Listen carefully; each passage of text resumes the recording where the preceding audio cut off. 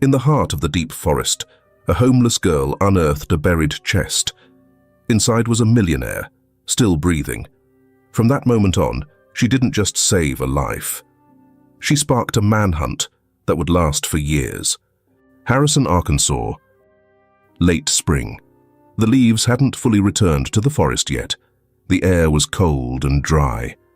Faint, dusky light filtered through the tall, bare trees, their branches thin like ribs. The ground beneath was soft and damp, tangled with moss-covered roots, a place no one had any reason to wander.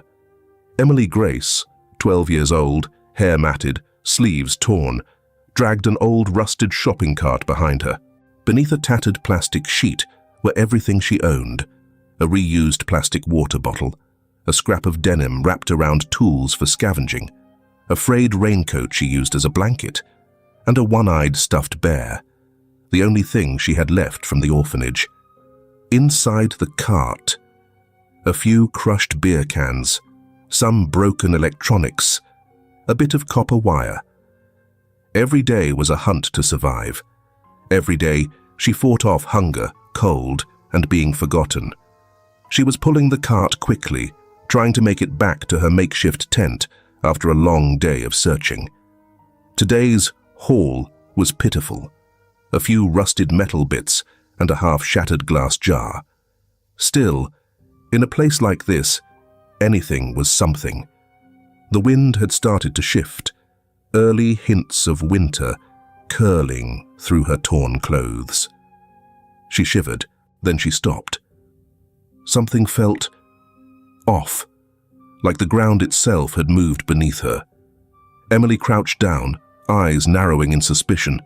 Then she pressed her ear against the damp earth. Thump, thump. A faint sound, weak but distinct.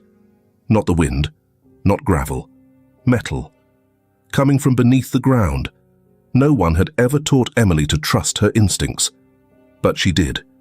With bare hands, she started to dig.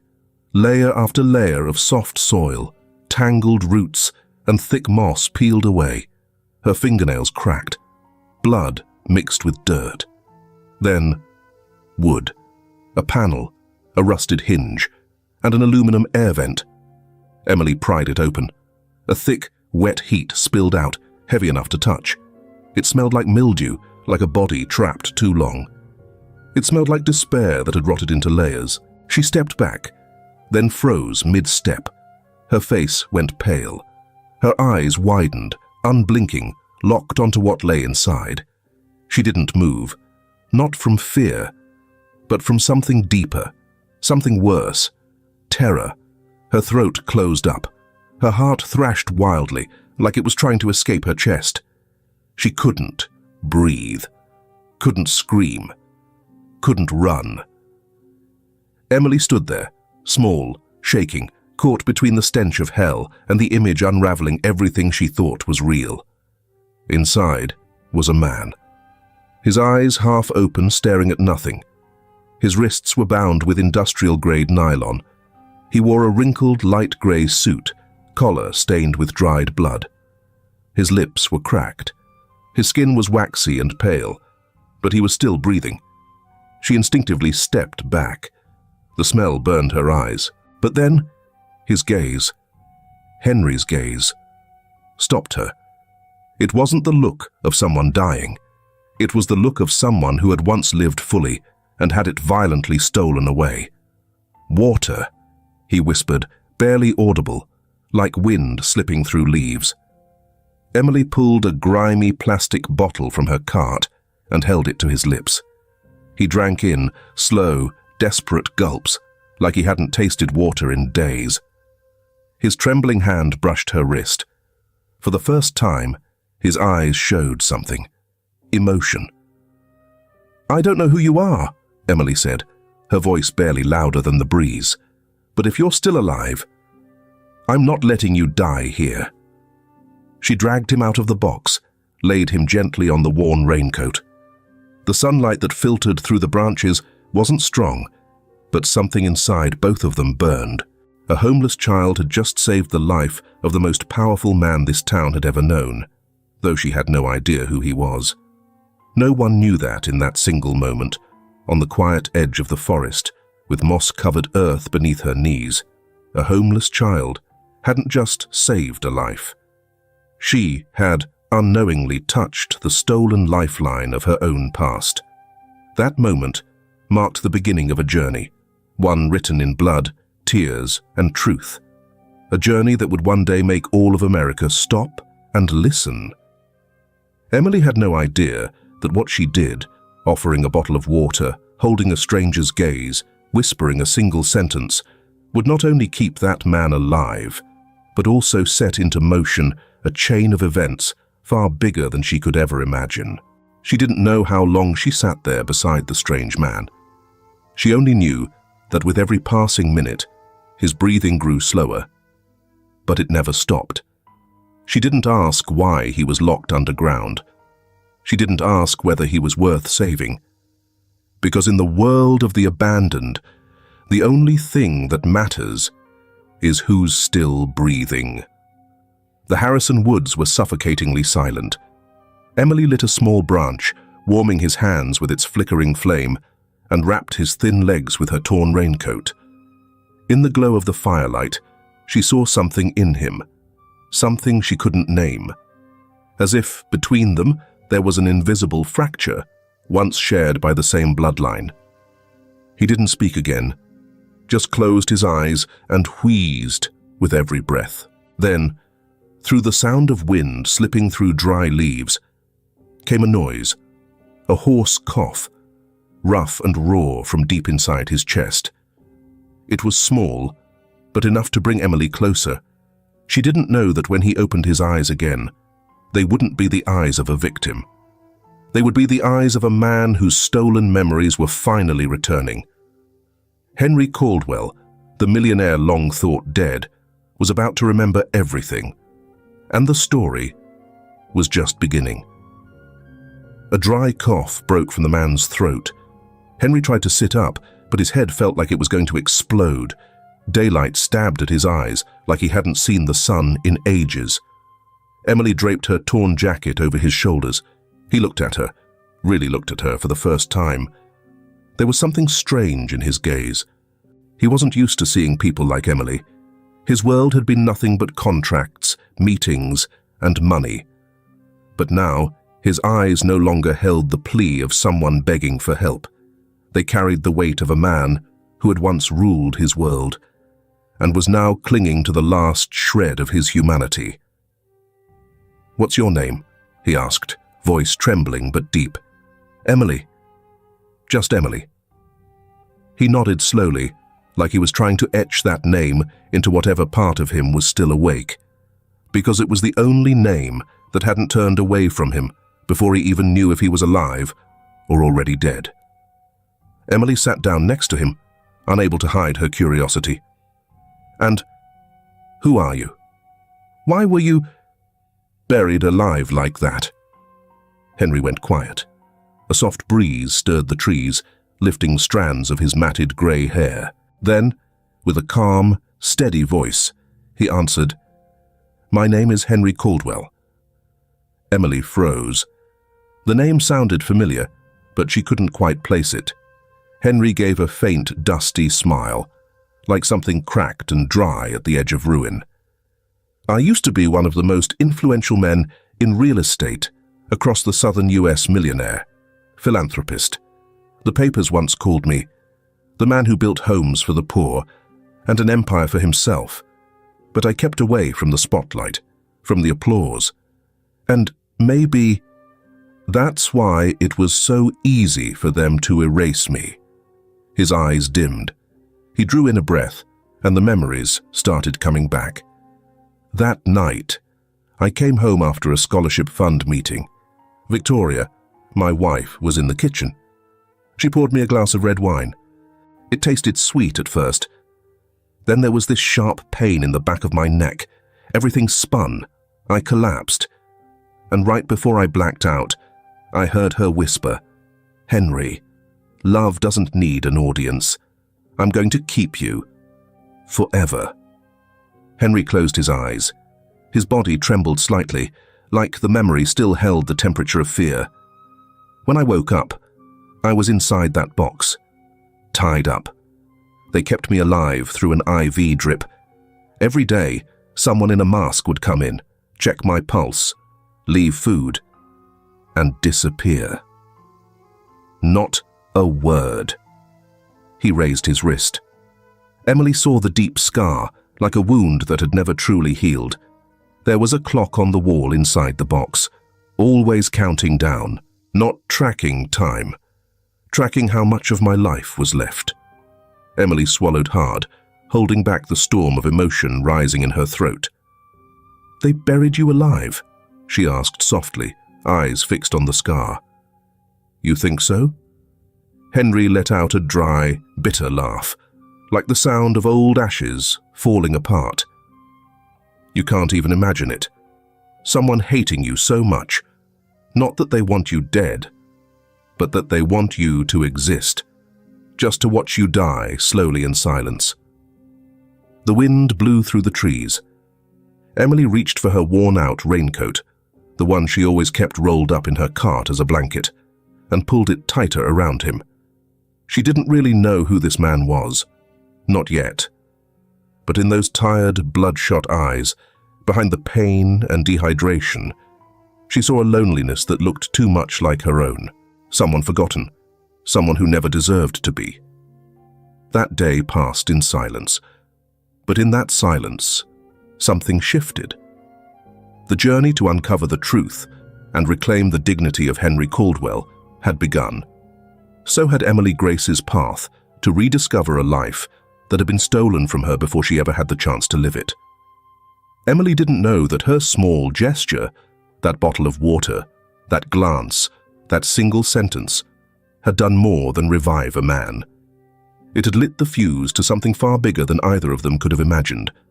And as night fell over the Harrison woods, a long-buried story of survival, betrayal, and buried memories was finally waking up. By late afternoon, the Harrison woods began to breathe out that distinct southern chill, the kind laced with damp earth, rotting leaves, and the faint sound of semis rumbling down the highway that cut across town.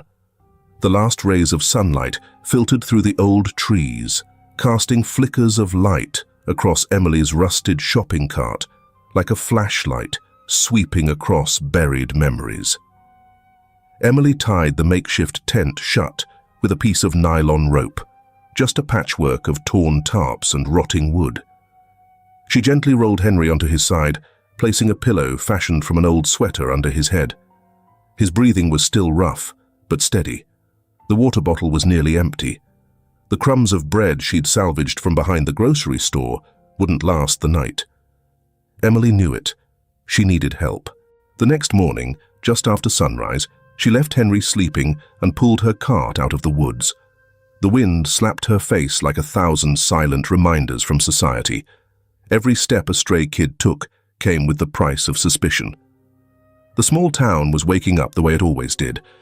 The smell of coffee drifting from Don's diner, old country music crackling from a mechanic's shop radio. No one looked at her. No one asked her anything. She turned into the only grocery store still open, early. Run by Mrs. Mildred Harper, a 60-something woman who was ringing up cough drops for an elderly man. Emily approached the counter and pulled a beat-up phone from her coat pocket. The screen was cracked. The edges were bent. No service, no SIM card. Just one thing on it, a video recorded using the default camera app. "I don't have the internet. Just this. But you have to watch." Mrs. Harper looked up, cautious. Then, slowly, she leaned over and stared at the screen. A gaunt man, eyes wide and glassy, looked straight into the camera. His voice was hoarse, but urgent. "My name is Henry Caldwell. If you're seeing this, Victoria Langford is—" The screen went black. The clip cut off. Mrs. Harper froze. "Oh my God, he used to send me handwritten letters. Gave me $50,000 back in 2013. Said it was just to keep your little store from going dark. I never met him in person, but I heard about him all the time. He's that millionaire who helped people. quietly, donated to small towns. I was one of them. Emily nodded. She didn't know who Henry really was, but she was sure of one thing. She had saved a man worth saving. Mrs. Harper reached for the landline and dialed. "Felicia, it's Mildred. You need to get to town. It's about Henry Caldwell." On the other end, a young woman sat frozen in a free clinic exam room. The same woman whose entire medical education had been funded by a scholarship Henry Caldwell created. The sky turned grey. The wind picked up. Back on the road to the forest, Emily didn't know that the moment she hit record, an entire web of lies had started to crack, and Victoria Langford was about to face the one thing she could never control: a child. When Henry opened his eyes to the first true daylight he'd seen in what felt like forever, he had no idea the outside world had already begun to shift. And in that world, a fragile, fierce little girl was quietly paving the path for the truth to rise from the dirt. Felicia Tran dropped her pen. The hand that had been writing mid-sentence slid off the patient file. She whispered a name she hadn't spoken in 6 years, a name that had once unlocked the door to her entire life: Henry Caldwell. She owed him more than a career. He had given her the chance to escape a childhood of cramped poverty and step into the world as a doctor. It was Henry who had quietly funded the free clinic where she now sat, where hundreds of patients too poor to pay still had a place to be saved. News that Henry was alive, held captive. It couldn't be fake. And if it was true, Felicia knew. She couldn't stay silent. That night, in a secluded estate outside town, Victoria Langford sat motionless in front of a screen. The video looped over and over, the image grainy but unmistakable. Henry, thinner, ragged, being pulled from a box in the woods by a young girl. Victoria's face didn't change, but her eyes blinked too fast, the only sign of the panic coiling inside her like a vice. "Did he say anything else?" she asked, voice cold. Her assistant shook their head. Victoria inhaled deeply. Silas Drake entered the room, private attorney, unofficial lover, and the man who cleaned up every mess Victoria didn't want to touch. Trace the video's source. Find the girl. Wipe everything. She locked eyes with him. And this time, don't let her live. At a roadside bar near Harrison, Lucinda Bell sat at a corner booth with her laptop. A new article had just gone live less than an hour ago, and it was spreading fast. Henry Caldwell, philanthropist or predator, hiding in plain sight. Lucinda sipped her drink, lips curling into a smirk. She had once applied for funding from Henry's charity, got denied for faking documents. Since then, she'd hated him. A hatred steeped in old wounds and bruised pride. He turned me down? Fine. Let's see who still believes in him after tonight. In a high-rise apartment across the city, Julian Blake, a freelance photographer, dug through an old hard drive. He opened a folder labeled Caldwell 6 years ago. Inside were photos he'd taken when he'd spotted Henry near the edge of the Harrison Woods, looking panicked and out of place. Days later, Julian had a car crash. No explanation, no follow-up, no evidence. His hand tightened around the mouse just as his phone buzzed. Unknown number. A voice, low and rough. If you still have the photos, hand them over. Or lose more than your reputation. Chills ran down Julian's spine. For the first time in years, he felt hunted. The next morning, deep in the Harrison Woods, Emily pulled the worn raincoat tighter around Henry's frail body. He had fallen asleep after a feverish night. She hadn't slept at all. The feeling of being watched lingered around her like the whisper of the forest. Her instincts screamed. They were running out of time. She made a decision. Emily ran down the dirt path toward town, straight to the old sheriff's station. She pushed open the heavy door and found a middle-aged man with his feet kicked up on the desk, eyes glued to the TV. Deputy Carl Bridges. "Sir, someone was buried alive in the woods. I pulled him out. He's alive. His name is Henry. Henry Caldwell." Carl lowered his feet and gave her a once-over. Dirty clothes, smudged face, no ID, no adult in sight. "You got any paperwork?" Emily shook her head. "Any guardian with you?" Another shake. Carl shrugged. "Maybe he's senile. Or maybe you're just imagining stuff. Lots of folks get lost in those woods." "No. He had an IV, a box. It was like a coffin." Carl raised his hand, cutting her off. He'd heard enough. "Go home, sweetheart.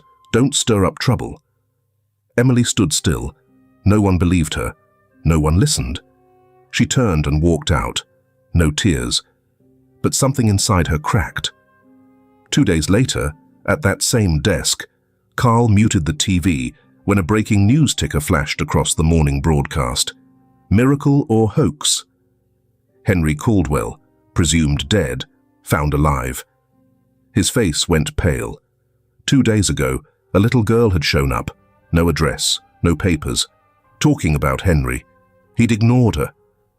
That afternoon, a thick envelope marked "Anonymous Source" appeared in his desk drawer. He didn't need to open it to know what it was, or why he'd be expected to stay quiet. Carl pulled out the slip of paper Emily had scribbled on. He'd kept it, planned to burn it. He lit a match. The flames began to curl the edges. But when the fire reached the name Henry Caldwell, his hand stopped. Something deep warned him. This time, if he stayed quiet, he wouldn't just lose his job, he'd lose his freedom. "If this breaks," he whispered, "I'm going to prison." From the shadows of the Harrison woods, a figure placed a quiet phone call. "They've been located. The girl and the old man, both still alive." The voice on the other end was ice. "No more hiding. Start the job." The hunt had officially begun, and this time, the predator had shown its face. Under the thick canopy of the Harrison forest, where so many crimes had been buried, only fleeing footsteps remained. But Emily was never the type to run and hide. She chose action. She chose to get Henry to safety, even if no one stood with her. Emily doesn't know where you are when you hear this story. On a bus, in a cramped little room, curled up under a blanket, hoping for some kind of ending to your own story. Drop a comment. Who knows? Maybe Emily's out there too, listening somewhere between the lines. She may not know your name, but if you've ever felt small, invisible, forgotten, then maybe you'll understand why a 12-year-old girl couldn't turn her back on a stranger in the woods. The next morning, a pale light filtered through the trees of Harrison Forest, streaking across the thin layer of mist in soft, silver-grey ribbons. Emily knew they couldn't stay. Not after last night. She quietly packed up. The raincoat, the stuffed bear, the last bottle of water. Henry was still asleep. She loaded him into the rusted shopping cart, draped a mesh cloth over his face. She used to think the forest would be her forever home, but now she was the one searching for a new place to hide. She didn't go back to Mildred's store. Too obvious. Instead, she chose an abandoned supply shed behind an old barbershop on 9th Street. The wooden door was broken, but it held. It was cold and damp inside, but the electricity still worked. She laid the raincoat down as a mattress, covered him with an old sweater. Henry woke under the faint yellow glow of a cracked ceiling bulb. "Where are we?" he asked weakly. "A safe place, at least for today." She broke the last piece of bread in half and cleaned the pus-filled wound on his arm. Henry gritted his teeth through the pain. Emily even boiled water, using an old trick she'd picked up during nights spent in the back alleys of industrial zones. She stripped the wire from a broken fan, plugged it into the socket, and used wrapped cloth as makeshift gloves to avoid getting burned while treating his deeper scrapes. Henry stared at her in disbelief. "Where did you learn all this?" Emily gave a small shrug. "I didn't. When no one helps you, you learn to help yourself." She paused. Then, more quietly, "There were people. They tried to grab me. When I was sleeping under the bridge. A few times. One guy said I wasn't going to live long. The cops didn't believe me. One time, this woman with blonde hair pulled up in a black car. Couldn't see her face, but I knew. They're scared I'm still alive." Henry looked at her for a long moment. He didn't know the whole story, but deep down, a terrible sense of foreboding was starting to grow. "You may not be a doctor, Emily, but you saved a dying man. You've already done more than most ever will." Meanwhile, Silas got the update. The forest camp was empty. Back at the estate, Victoria smashed her wine glass and shouted, "This girl isn't just lucky, she's a threat." Lucinda published her second article. Carl came under internal investigation. Julian received a second death threat. The entire web of corruption was beginning to unravel, one rotted thread at a time. Back at the storage shed, Emily sat beside Henry, her back pressed to the wall. Outside, a black SUV pulled up silently. A figure in grey stepped out. No footsteps, no sound. The game of hide-and-seek had entered its most dangerous phase. In times like these, when survival hinges on moments, sometimes it only takes a single detail, a freckle, a scar, a truth. For Henry, what he saw in Emily was no longer coincidence. There was a bond, one deeper than fate. A bloodline reaching back through silence, now rising up to reclaim its voice. In the damp chill of the old storage shed, Henry awoke to the dim flicker of the ceiling light. He turned his head and caught a glimpse of Emily asleep in the corner of the blanket. Her hair spilled gently across her face, her small features tilted slightly to one side. A narrow beam of light landed on the edge of her left eye. Right there, a dark mole stood out. Henry froze. A memory surged forward, uninvited. That mole. It was identical to the one Anna had. The same spot. The same size. He remembered the first time Victoria met Anna. She had said it like a prophecy. "Look at this. A mole right at the corner of her eye, just like your first daughter, the one you lost, like fate gave her back to you." Back then, Henry had been overwhelmed. His wife had passed shortly after childbirth, leaving behind Anna, the child he had raised, believing with all his heart she was his own flesh and blood. Victoria had embraced Anna like her own, and Henry had been grateful. He'd had brief doubts, moments when things didn't quite add up, but Victoria's gentle voice and unwavering patience had always pushed those questions aside. Now, in this dim yellow light, with Emily's bruised face resting under a blanket, something stirred in Henry. Something deep, something primal. It wasn't just compassion, it was connection, sharp, wordless, and agonizingly real. He didn't want to think further, but part of him couldn't stop. This girl. Why does she look so much like her? He murmured. Emily shifted in her sleep, murmuring faintly, "Don't leave me." The words hit Henry like a shockwave, a cry from somewhere in his past, long buried but never forgotten. The next morning, Henry was already sitting up when Emily slowly blinked awake. Outside, the sky was grey, heavy with silence. Then, a soft knock at the door, followed by a familiar voice. "It's Mildred. I didn't come alone."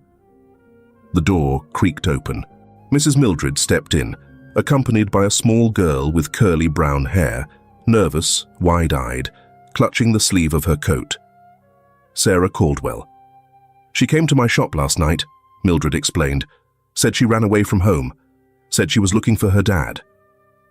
Henry's heart stopped. Sarah stepped forward, then burst into tears. "I heard Mum talking. She said she locked you away, so no one would know you were still alive. I didn't know what to do, but I miss you." Henry dropped to his knees and opened his arms. Sarah ran into them, clutching him like she might lose him again. Her tears soaked into his shoulder. He held her tight, silent. Behind them, Emily stood quietly, watching. Henry said nothing, but his eyes drifted back to Emily, to the mole, to her eyes, to that unshakable familiar pull. And in that stillness, he made a decision. He turned to Mildred, speaking low. "I need to stay here with both girls. For now. I need to reach out to the people who are looking for me, but quietly. No one can know I'm alive." "Not yet." Mildred nodded. She didn't ask questions. She simply closed the door behind her, as if sealing away the past and quietly opening the first page of something new. A journey not just to survival, but to reclaim the truth that had been stolen. In the pale light of a new morning, Henry knew he couldn't wait any longer. It was time to face what he feared. And sometimes, to know who a child really is, you have to accept truths you never dared to believe. Early morning at Mrs. Mildred's house.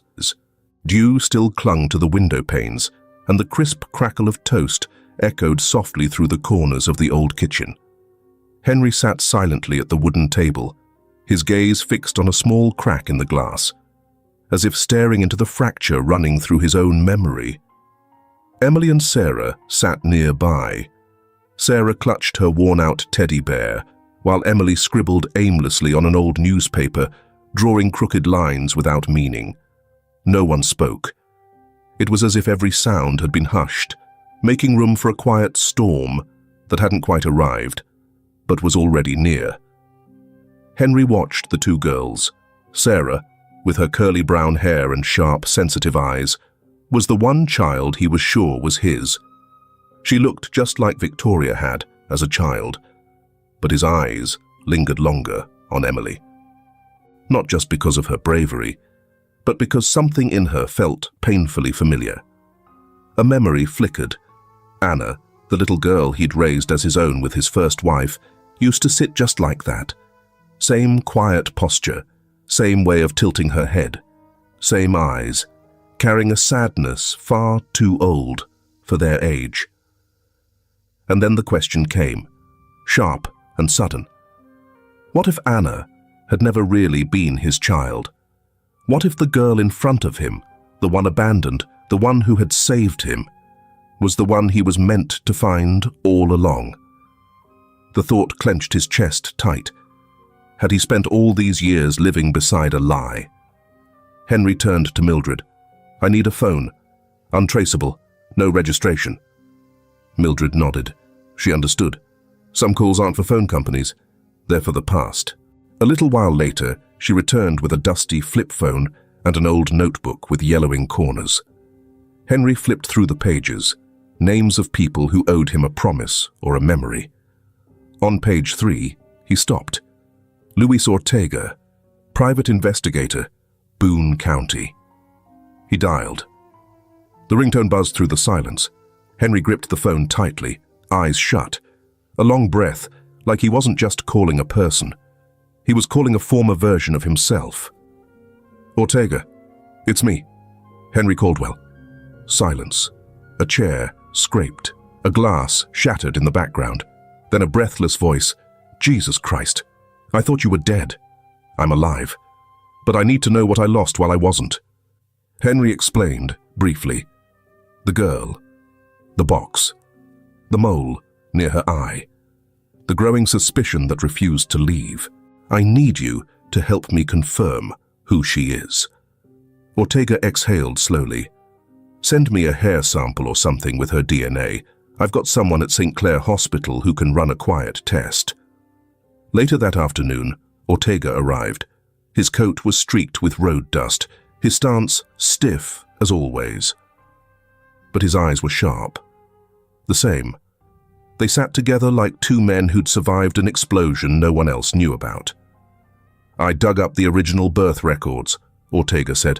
"Two girls, Emily Grace and Anna Caldwell. Same day, same hour, same hospital." He paused. "And here's the part that'll shake you.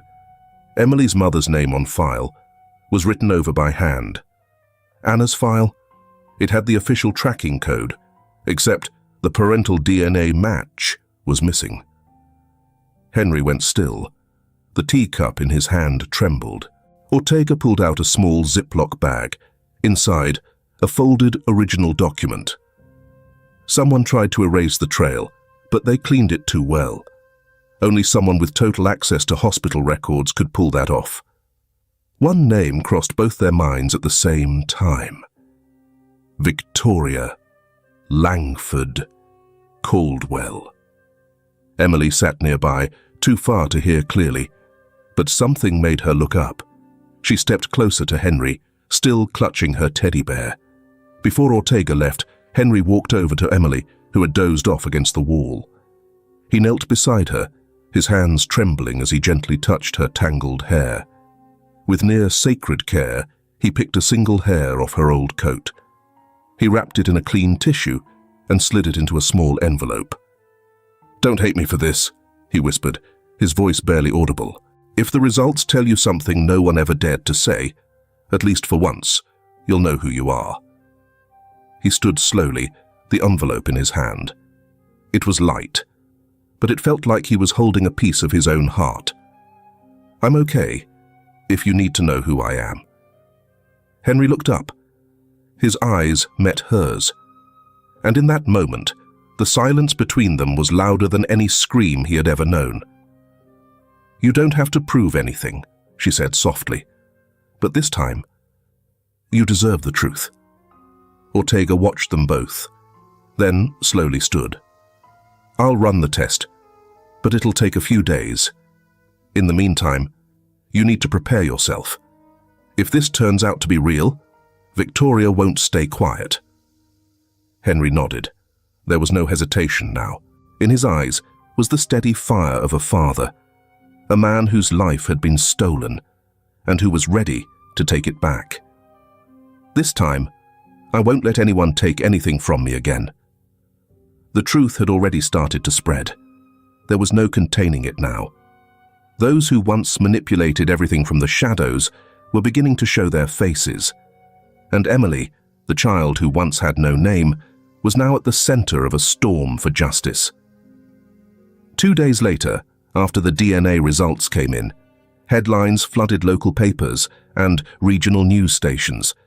"Henry Caldwell alive, not a hoax." Arkansas radio stations were overwhelmed with calls, supporters, skeptics, outraged citizens demanding accountability for the lies they had once believed. Before the press conference, Henry contacted an old friend, a retired news producer who helped organize the event at the city's media center. That morning, Henry walked out before a wall of cameras. He adjusted his collar. His voice didn't shake. His eyes were steady. "My name is Henry Caldwell, and I was never dead. I was imprisoned, betrayed, and buried alive inside the very empire I built. Today, I stand before you to say that truth cannot be buried forever, and I will see this through, to expose and prosecute those who tried to steal my name, my fortune, and my daughter." The room fell completely still. Only the sound of camera shutters clicked steadily, like the slow, certain heartbeat of justice returning. At the Caldwell estate, federal agents and state police burst through the doors before dawn. Victoria Langford Caldwell was handcuffed in her bedroom, her eyes wide, not in shock, but in realization. She had always known this day might come. Silas Drake, standing beside her, didn't resist. When questioned, he simply said, "I'll talk. Everything. I want a reduced sentence." He led agents to 2 hard drives hidden behind a mural, containing recordings of secret meetings, financial transfers, and videos that proved Victoria had masterminded Henry's captivity. Daniel Voss, the Caldwell Corporation's head of communications, was already waiting at the FBI office. He lowered his head. "I have internal documents. I know what I did was wrong, but I won't let a child be buried under our silence." Lucinda Bell, once a socialite leader of Arkansas's elite, was removed from every membership list within 24 hours. Major publications severed ties. Her accounts were suspended across all social platforms. A formal statement read, "Due to defamatory actions and promotion of false narratives, Lucinda Bell no longer represents the values of this community." Lucinda read it in silence, then screamed, hurling her laptop across the room. But it was too late. At the Arkansas State Courthouse, an emergency hearing was held. Alongside FBI evidence and witness testimonies, an unexpected figure stepped onto the stand. Dr. Felicia Tran, community physician, former scholarship recipient, and the doctor who supervised the DNA testing. She presented the official report. 2 samples, one from Emily, one from Henry. 99.98% match. But what shocked the courtroom more was the original medical file. Emily had been born at the same hospital, same day, same hour, as Anna, the child who had lived her life as Henry's daughter. "The hospital records show tampering," Felicia said. "Emily's birth mother's name was altered. Anna's file contains no DNA evidence linking her to her father. This kind of manipulation would have required internal hospital collusion or outside influence." The courtroom fell silent. Then, Dr. Felicia Tran clicked to the next slide on the projector screen. A close-up photo appeared, a mole beneath Anna's eye. "We had this examined by a dermatological specialist," Felicia said, voice steady. "This mole is not natural. Beneath the skin's surface, there are traces of synthetic ink, evidence it was tattooed at a very young age, possibly before the child turned 1. Gasps rippled through the courtroom. Felicia turned her gaze directly toward Victoria Langford. "You didn't just swap 2 children. You engineered their resemblance. This wasn't an accident. It was orchestrated, intentional, and cruel." Lucinda Bell, who thought she was just a pawn in someone else's scheme, had been played as well. Victoria had sent her a forged email offering temporary access to a secret business account, complete with login credentials. Lucinda, suspecting nothing, logged in from her personal laptop.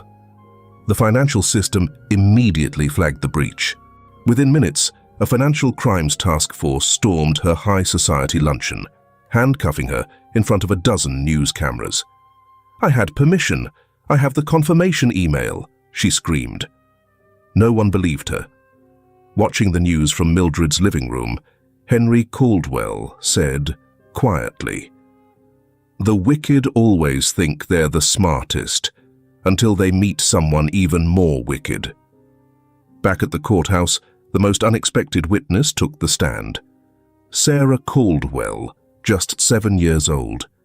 Her voice was soft but shaky as she recounted what she remembered from the Caldwell estate, the place where her mother had kept her father locked in the basement. "Mom told me not to go down there, but I heard someone crying. I thought maybe Dad was sick. I didn't tell anyone." The courtroom sat in stunned silence. The jury exchanged looks. No child could fabricate details like that. Her words cut through years of lies like a blade. Henry turned to Emily. He said nothing, just reached out and held her hand tighter. "You'll never be forgotten again," he whispered. The next morning, sunlight flooded the small back room of Mildred's home. Henry sat in silence, staring at a sealed envelope, the final DNA results Ortega had brought over that morning. Emily stood nearby, anxious. Sarah clung gently to his arm. Henry opened the envelope. His eyes scanned the page. His hands trembled.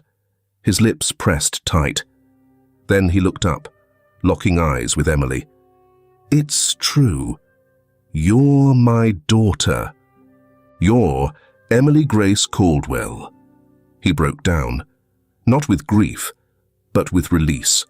The cry of a father who had finally found the piece of himself he thought was lost forever. He wrapped his arms around Emily. She froze at first, then, as if her body remembered something her mind never knew, she hugged him back. A real embrace. One they should have had 12 years ago. An embrace warm enough for both of them to cry. Not out of sorrow, but because they'd finally been found. Sarah stood beside them, smiling softly. No jealousy, no sadness. She reached for both their hands. "Now our family's even bigger," she said. 1 month later, at the Arkansas Supreme Court, the conspirators were brought to justice. Victoria Langford Caldwell stood in handcuffs, head bowed, as she faced charges including conspiracy to kidnap, unlawful imprisonment, child identity fraud, and grand larceny. The courtroom played audio recordings from Silas Drake, visual evidence collected by Ortega, and the heartbreaking testimony of little Sarah. All of it shattered Victoria's last line of defense. Silas Drake, once her personal attorney and accomplice, agreed to plead guilty in exchange for a reduced sentence. He detailed the baby switch, financial transactions, and the full list of medical staff who had been bribed. Daniel Voss, the Caldwell Corporation's head of communications, turned himself in before the trial began.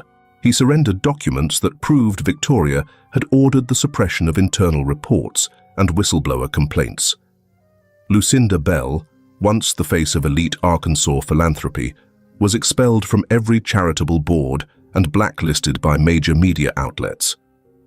When a witness exposed her for spreading false narratives and defaming innocent people, Lucinda broke down in court. She screamed, sobbed, and pounded the defense table. But it was too late. Deputy Carl Bridges, the former sheriff's deputy, was exposed after a review of suspicious financial transactions. When questioned, he didn't deny it. He simply said, "I thought she was just another street kid." Julian Blake, the freelance photographer, stood before the court and admitted to deleting photos of Henry after being threatened. He bowed his head, facing both Henry and Emily. "I was a coward," he said, "but I'm not anymore." Emily began a new life. For the first time, she got to go to school. She sat next to Benji, a former street kid who once shared a blanket with her under Bridges, now adopted and cared for, just like her. Sarah, Emily, and Benji lived with Henry at the Caldwell farm, once abandoned, now transformed into a true home. Each morning, Emily woke not to car horns or the pounding of rain, but to the sound of roosters and the smell of fresh toast. Together with Emily and a close circle of trusted allies, Henry founded the Grace Foundation, a non-profit dedicated to helping homeless, abandoned, and trafficked children.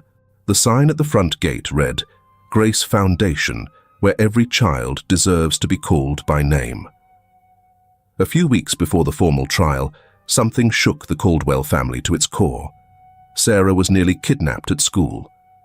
A strange man had been waiting outside the gates, holding a bag of candy and a small note that read, "For you, from Mom." At first, Sarah hesitated, but something inside told her to step back. When the man moved toward her, a school security guard intervened just in time. Surveillance footage later confirmed the license plate belonged to a shell company, one that had received funding from a foundation Victoria secretly controlled. Henry's fist clenched. "She'll stop at nothing, even using her own daughter as bait." He turned to Emily. This time, he wasn't backing down. No one can rewrite the past, but everyone can choose how the present shapes the future. In that first embrace, Henry and Emily didn't just find each other again. They reclaimed something far greater, hope, not just for themselves, but for an entire generation the world had tried to forget. 3 months later, the Grace Foundation officially opened its doors. Statewide media covered the story.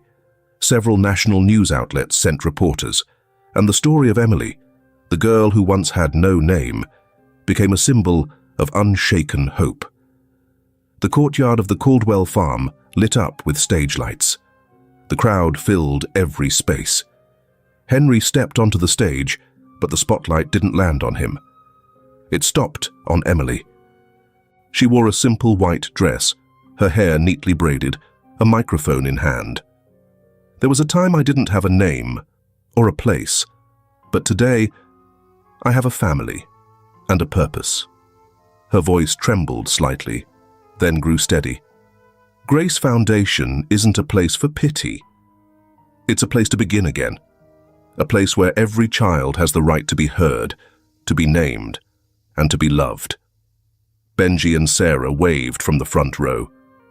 Henry wiped his eyes. Backstage, volunteers hugged one another.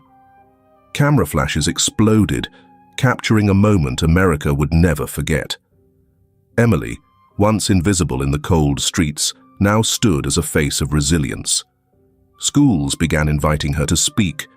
Humanitarian organizations reached out to partner. The press called her the voice of the forgotten. But Emily always replied humbly, "I'm not a hero. I survived. Now, I just want to be useful." In a small house a few miles from the farm, Anna, the girl who once lived under Emily's stolen identity, was now being raised by a trusted foster family. Though her biological mother, Victoria, was serving time, Anna was never blamed.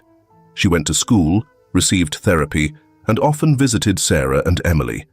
During a fall picnic, Anna once asked Henry, "Was I a mistake?" Henry knelt down, meeting her eyes. "No, sweetheart. You are part of the truth, and you deserve to be loved, not because of who gave birth to you, but because of who you are." That night, Henry stood alone in the backyard. Emily walked up and handed him a cookie. She hesitated for a moment, then spoke. "Dad." Henry turned. He froze, not because of the word, but the way it sounded.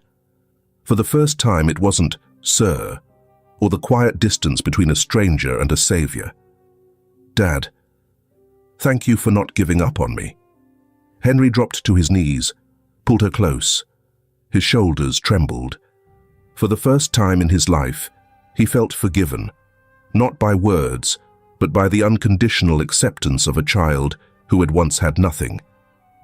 "I owe you a childhood," he whispered, "and I'll spend the rest of my life giving it back to you, every day, every meal, every bedtime. I promise, I snuck this from the party," she smiled, holding up the cookie. "Better than any feast," Henry grinned.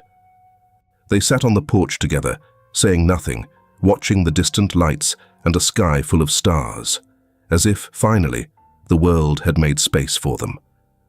"Love can lose its way," Henry said softly, "but it always finds a way home."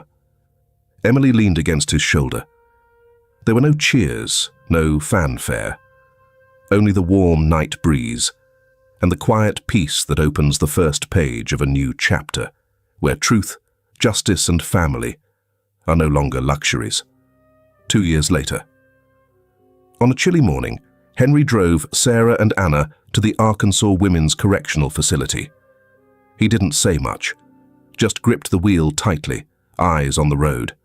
He still harbored resentment for Victoria, for imprisoning him and stealing his daughter. But he believed the girls deserved to see the woman who had given birth to them, to know they were never a mistake. In the visitation room, Victoria Langford Caldwell entered with graying hair, wearing a pale prison uniform. Tears welled in her eyes when she saw Sarah and Anna. "I'm sorry," she whispered, voice raspy, "for hurting you, for turning everything into a nightmare." She turned to Henry. "I know I don't deserve it. But if you can, please tell Emily. I'm sorry. She lived a life I stole." Henry didn't answer. He simply placed a hand on each child's shoulder. "Let's go," he said. Weeks later, Henry took Emily to a small cemetery just outside town. He stood before the grave of his first wife, the kind woman who died sick before the truth could ever come to light. "I failed you," he whispered. "I believed the wrong people, and you died with your name buried beside you. But Emily is home now, and I'll love her for both of us." Emily gently placed a white flower on the headstone. Her eyes shimmered. "I'm sorry I came late, Mum, but I'm here now." 15 years later, the Grace Foundation had become one of the largest non-profits in America. Each year, thousands of homeless children were rescued. Hundreds of families reunited. Henry, now one of the country's most respected philanthropists, was no longer known for wealth, but for his heart. Emily, now a calm, intelligent young woman, officially took over the foundation. She sat in the same office her father once used, but nothing had changed. The photo of their embrace on opening night still hung on the wall. Benji became head of communications. Sarah majored in child psychology. They weren't just family. They were survivors, healed by love, bonded by courage, and strengthened by forgiveness. Every year, on the anniversary of the day Emily found that box in the woods, they gathered together. They lit a single candle. To remember, love can lose its way, but it always finds a way home. If you've ever felt forgotten, if no one ever said your name, or you believed your story wasn't worth telling, believe this: healing begins with one small step. And maybe, just maybe, you are someone's light, just like Emily was Henry's. If this story touched something in you, share it. Someone out there is still waiting to be seen, to be rescued, to be loved. The world is growing quieter, but the past hasn't closed, because with every truth revealed, a shadow long hidden demands its turn in the light. And this time, Emily will face something larger than herself, a system of stolen identities that's been hiding in plain sight for decades. One winter night, wind whipped down from the Ozark Mountains, biting through skin and silence alike. The Grace Foundation farm sat still, as if asleep. But just beyond the gate, a man in a worn leather jacket and low-pulled knit cap stood quietly in the shadows. His name was Mason Drake, younger brother of Silas Drake. More than a decade ago, Mason had served as a senior security specialist at the Caldwell Corporation, then vanished without a trace after Silas's arrest. No one knew that Mason had been the first to warn Victoria about the risk Emily posed. It was Mason who had broken into the orphanage years ago, stolen Emily's original records, and staged the fake accident that erased her identity. Now he had returned, not to bury the past, but to make it right. He carried more than just a bag of documents. He carried the weight of everything he'd tried to forget. A faded scar still marked his left wrist, a reminder of the last time he had defied Victoria, and been cut out of the so-called Bloodline Project. He'd spent years living off the grid, drifting through refugee shelters, working as a night shift security guard near the Mexico border. Emily, alone that night in the archive room, was reviewing unsolved records from the Foundation's latest campaign, Project Find Me, a new initiative to help trafficked, lost, or swapped children reclaim their true identities. She didn't know that just outside the gate, a man stood holding the last pieces of the truth about her and others like her. Benji spotted Mason while checking the security feed. Instead of calling the police, he brought Mason inside, under watch. In the meeting room, Mason sat still, hands folded. His voice didn't shake, but his eyes were red. "I'm not here to ask for forgiveness," he said. "I'm here because I can't let this happen again." Emily sat in stunned silence as Mason pulled a folded paper from his coat, a handwritten copy from the personal journal of Nurse Rosemary, the woman who had once cared for both Emily and Anna as newborns. He also brought cassette tapes, old recordings of conversations between Silas, Victoria, and high-ranking hospital staff at a private facility in Little Rock. On one tape, Victoria's voice rang out clearly, "Do it as planned. The one with the mole will be Anna. The other will erase her name." Henry was alerted immediately. He called Ortega, Felicia, and a legal team to verify the evidence. At the same time, the first copies were sent to the FBI.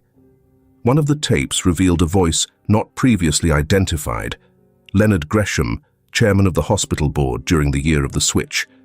His name had once appeared in internal disputes before the hospital was sold. Mason's testimony rocked the media. The press called it the largest identity fraud case in Arkansas history. Dozens of parents whose children were born the same year as Emily began contacting the Grace Foundation, hoping to learn the truth. Emily and her team launched the Emily Project, not just named after her, but because her name had once been stolen, and was now a symbol of reclaiming identity for others. They gathered DNA samples, recreated old hospital floor plans, verified every tampered document. Within 6 months, the Grace Foundation had reunited 18 children with their biological families. One was a boy who'd been raised by a secretive organization posing as a charity. He'd been forced to change his name, had never seen a photo of his birth mother. Emily personally visited the home of Lorraine Jameson, a nearly 60-year-old woman living alone with a faded photo of her missing son from 2011 still hanging by the door. When Lorraine opened it and saw Emily and the boy, she stepped back, eyes blurring. Then she wept, wordless. The boy hesitated. "I'm not sure, but Miss Emily said..." Lorraine wrapped her arms around him. "You don't have to be sure. I know you're mine." After that reunion, international media began to take notice. A radio station in the UK invited Emily for a live interview.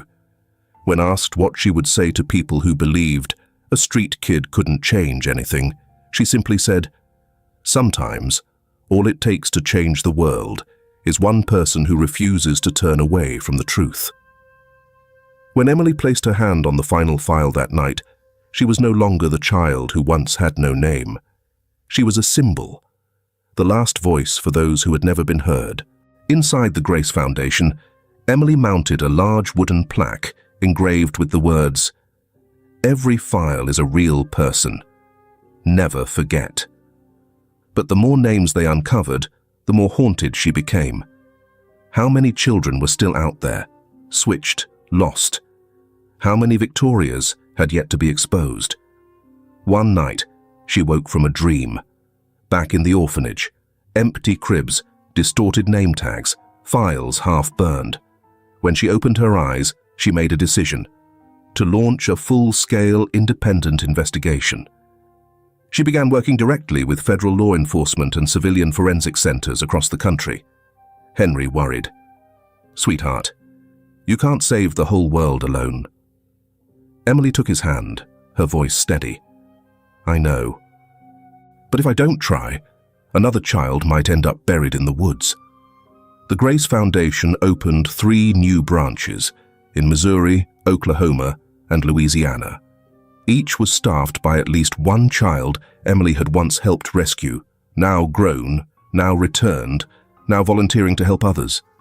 Some had suffered deeply from stolen identities, but now stood before crowds and shared their journeys. Not as victims, but as survivors. Benji was now Director of Communications. Sarah, after earning her degree in child psychology, returned as Director of Trauma Recovery. She launched a program called Healing Through Truth, teaching children how to recognize, confront, and process identity-related trauma. Emily kept her modest office unchanged. Universities often invited her to speak, but she still reserved 1 day a week just to read handwritten letters from children across the country. One letter made her cry. "My name is Lily. I don't know who my parents are. But if there's someone like you, Miss Emily, I'll wait. I'll wait." for someone to find me. Emily wrote back, "Dear Lily, some children are born in the mud, but they're still the seeds of flowers, and one day I, or someone like me, will come. We promise." Ortega uncovered a page from Nurse Rosemary's old journal, the nurse who had once opposed the baby switching plot. She had passed away from heart failure, but in her drawer was a notebook. The final line read, "I couldn't save Emily, but I believe one day she'll save herself. And she'll save others too." Emily placed the journal in a glass case at the Grace Foundation's entrance. Beneath it, she handwrote a single line, "Memory doesn't die. It just waits to be named. Once buried, now named." Emily had become a beacon for hundreds of other children. At the 10-year anniversary of Grace Foundation, Henry took the stage. He looked at Emily and said, "I once lost an empire because I trusted the wrong person. But because I trusted a child, I gained everything back." The room erupted in a standing ovation. Emily didn't cry. She smiled, as if every scar she carried had bloomed into something that could heal others. Because sometimes the only way to truly heal is to help someone else find themselves. 7 years after Victoria's conviction and Grace Foundation's international expansion, Emily received an unexpected letter. No return address. A brown envelope, its paper worn, its ink faded. But the slanted, firm handwriting stopped her cold. It looked just like the signature from the hospital file, from her birth mother. "Emily Grace, if you're reading this, I may no longer be alive. But if you are still out there, you deserve to know the truth. I tried to keep you, but they took you in the night. That year, I was threatened with death if I spoke. I wasn't strong enough to protect you. Please go to Cabin 15, Rosefield, Missouri. Everything you need is there." Emily sat frozen for hours. The letter lay on her desk like the heartbeat of a memory that had never formed. She decided not to go alone. Ortega, now retired, agreed to accompany her. Rosefield was a small, remote town where GPS went quiet and cell reception failed. Cabin 15 was nearly abandoned, its roof slanted, paint peeling. Inside, beneath the bed, Ortega found a small wooden box locked by a code. Emily typed 3 letters, EMI. It clicked open. Inside was a journal, handwritten pages streaked with water stains. "The day you were born, I never got to see you. They said you needed medical tests. But 4 days passed, and they never brought you back. I signed myself out. I searched everywhere, but every record was gone. I had no money, no power, only the belief that someday you'd find your way home." Emily closed the journal, her hands trembling. Ortega rested a hand on her shoulder. "A part of your past just spoke." Back at the Grace Foundation, Emily said nothing for days. Then she gathered her investigative team. She reopened the files and launched a new initiative, the Mother's Name Project, focused on restoring birth mother information in wiped hospital records over the last 20 years. Sarah, now both director and research lead, took point. In a meeting, she said, "We've identified 47 cases where adoptive mothers were falsely listed as birth mothers. 15 of them match the fraudulent pattern linked to Victoria." Emily gripped her pen. "We thought Victoria was the mastermind, but if this is a network, then we've only cut a branch. We haven't touched the root." A national investigation was launched. Though retired, Ortega returned as honorary advisor. Sarah and Benji established the Data Recovery Division, focusing on restoring deleted hospital records and retrieving rare paper documents. What they uncovered was staggering. A former medical research group, Nova Genesis, had operated secretly under the guise of genetic studies. They had partnered with child-swapping rings across multiple states. In an old Kansas archive, Sarah found a recording of a 2006 meeting. Leonard Gresham's voice was unmistakable. so was a woman's, identified as the former CFO of Rosefield Medical Center. She whispered, "As long as they don't know, we can turn any child into whoever we want. As long as the mole is right and the papers are clean." Emily broke down hearing it. Every cell in her body flashed back to that morning in the Harrison Woods, kneeling beside the box that held her. It wasn't just me. There are hundreds. Grace Foundation, once a humble non-profit, became the first U.S. organization to offer national identity matching via DNA for undocumented children. Congress invited Emily to testify. In her speech, she said, "We need laws to dismantle networks like Nova Genesis, but more importantly, we must remember, a child without papers, without a name is still a child, and still has the right to live as who they are." The chamber gave a standing ovation. Lawmakers, activists, and parents wiped away tears. Henry, now silver-haired, stood backstage, eyes wet. "My daughter. She's done more than anyone ever imagined." Mason Drake was honored as a contributing whistleblower. Ortega returned to the mountains with his wife. But before leaving, he told Emily, "You didn't just reclaim your name.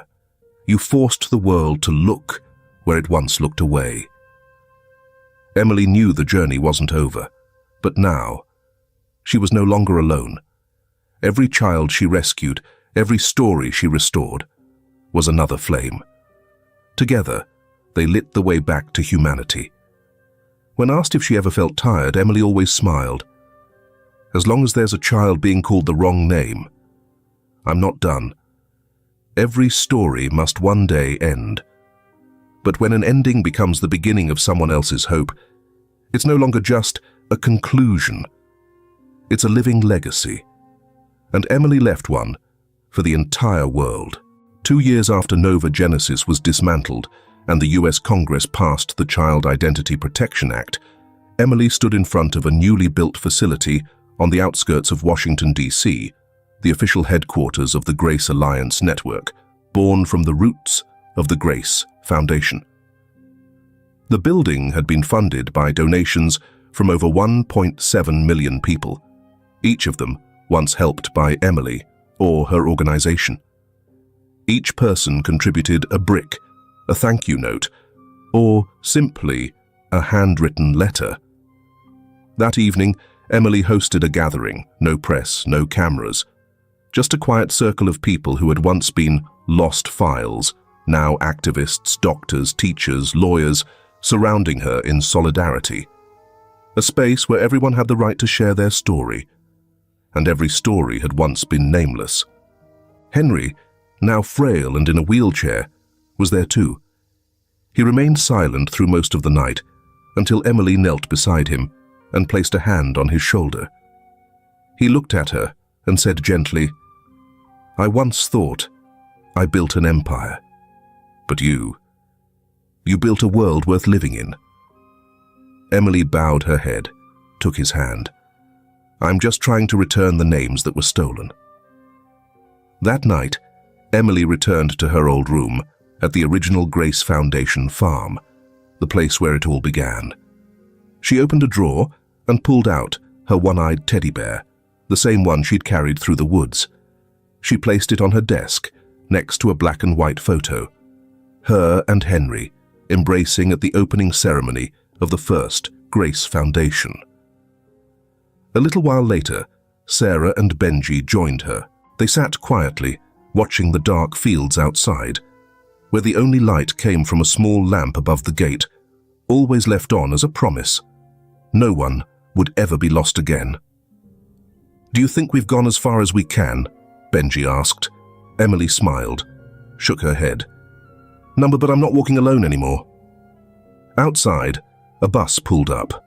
A young girl with curly hair and a tattered cloth bag stepped off. She looked at the sign, Grace Foundation, then turned to the driver.